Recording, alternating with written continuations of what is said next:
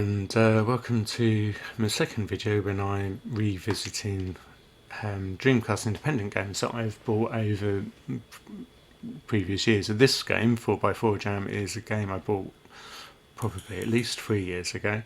And it's a game that I remember enjoying at the time, but then sort of just got left on my shelf and haven't been played for at least well over 2 years. So sort of revisiting the game, thinking, is it a game I should actually be playing more, or is it a game that would be worth buying if you were unaware of it, and also, or is it a game that really I'm not really getting any enjoyment out of and I should just put in my for sale pile. In terms of the video, it's a video that I'm playing on real Dreamcast hardware and capturing the game footage using the Elgato video game capture card and software. So in terms of looking at this game, you can jump right in and do some quick races. You can access more locations when you complete the career mode, so there's certain ones that I haven't unlocked yet.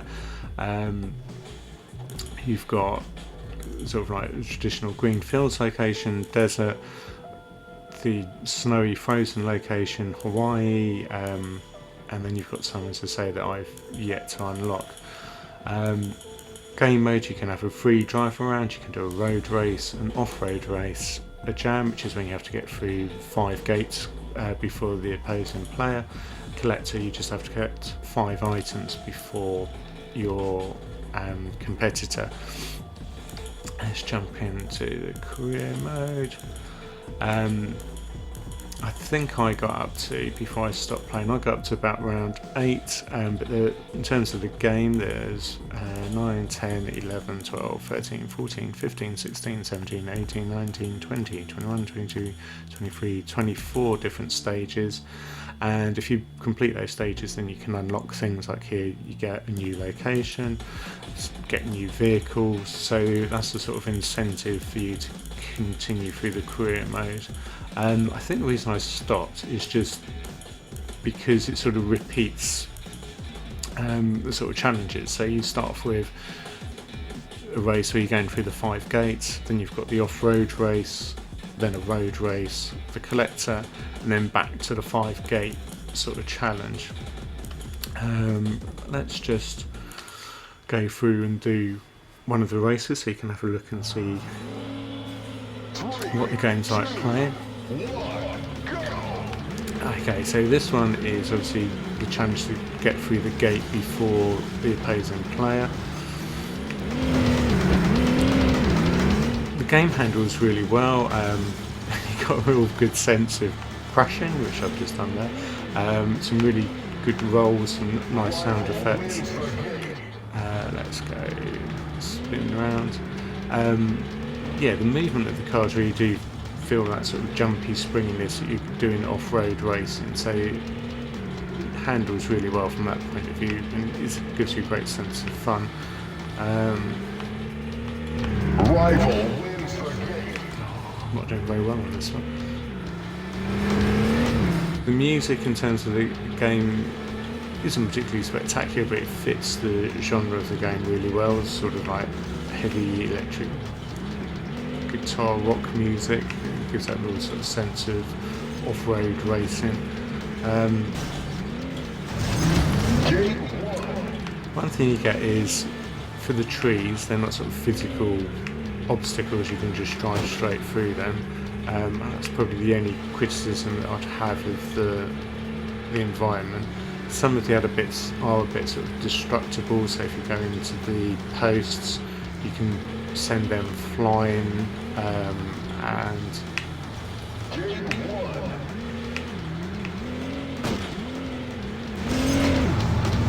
it sort of remembers that you knock those over as you continue through the race.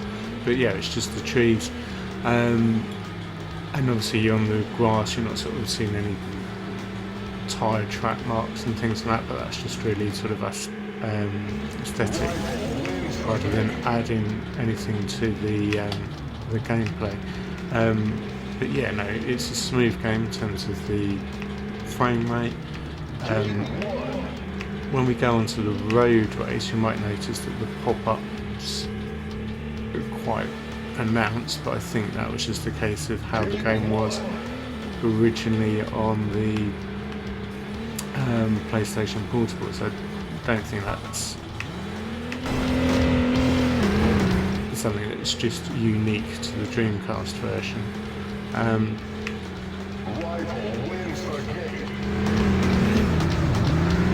How am I doing? Right, so we're now down to the final. Whoever gets this gate is going to win this race. I must admit, I do like the sky they've given it. It's given it a real sort of dark and depressing look, which sort of fits this level really well. He won. Okay, so if you win the races, you get more money or you unlock things. Let's have a look at one of the racing ones. Let's do a road race. Let's stick with the Beetle. In terms of the road race, it is completely different to Rush Rush Rally. You really do get a sense that you're competing against other cars.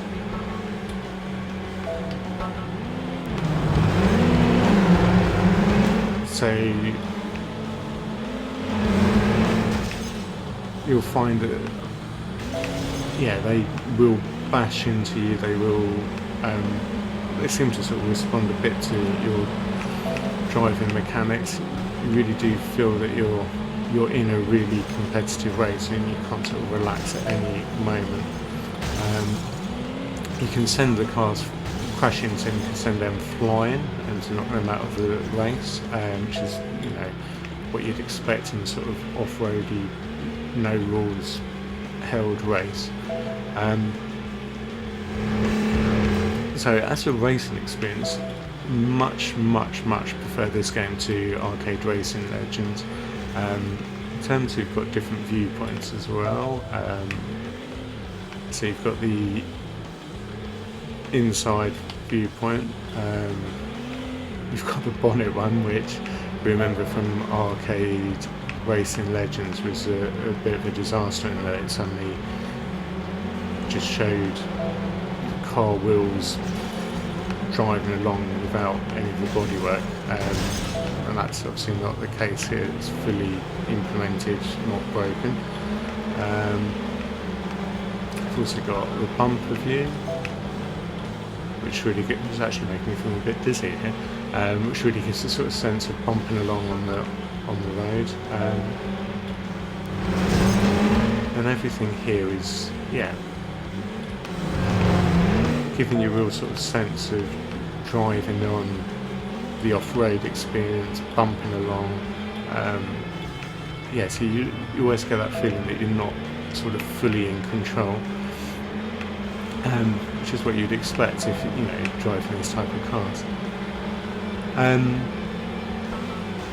I think this game is still available from Josh Pod. I mean, they might only have a few copies left, but I think it's definitely something worth checking out if you like driving games or you're looking for something different.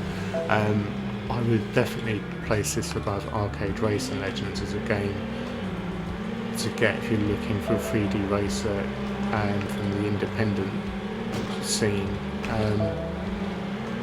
And I think this would keep your attention for much longer than Arcade Racing Legends, because I think it's not guaranteed you're going to win every single race, and I think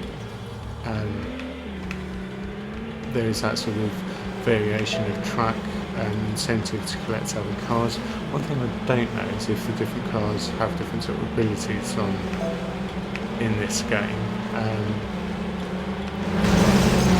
I seem to recall the Volkswagen Beetle that I'm driving at the moment is slightly easier to control than those Jeeps. So I think there's possibly a bit more variation in the way the cars handle, which wasn't the case in Arcade Racing Legends. Yeah, I think it's just the actual driving experience in this is a hell of a lot more fun than Arcade Racing Legends. Obviously you're not constrained to a track, you drive off, take shortcuts as you see fit, smash into the other opposing cars, cause them to flip, spin over. Yeah, so it's, as a game, yeah, the gameplay is significantly of a higher quality. I guess it's a game that you probably get a few weeks out of.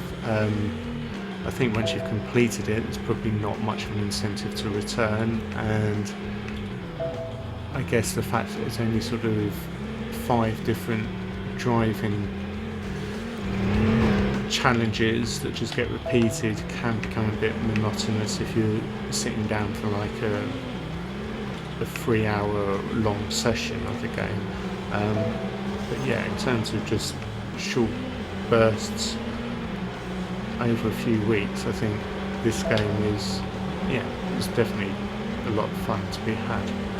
Let's try and cause a car to crash over. See, wouldn't be able to do that in Rush Rush. It's not Rush Rush, in Arcade Racing Legends. But yeah, so let me know if you bought this game, if you enjoyed it, if it's a game of interest. As I say, I'll be looking through some of my other Dreamcast games and sort of deciding whether to keep them, whether I should be playing them more, or whether it's time for me to sort of sell them on. Yeah, so remember to subscribe and look forward to hearing from you in future videos. Cheers.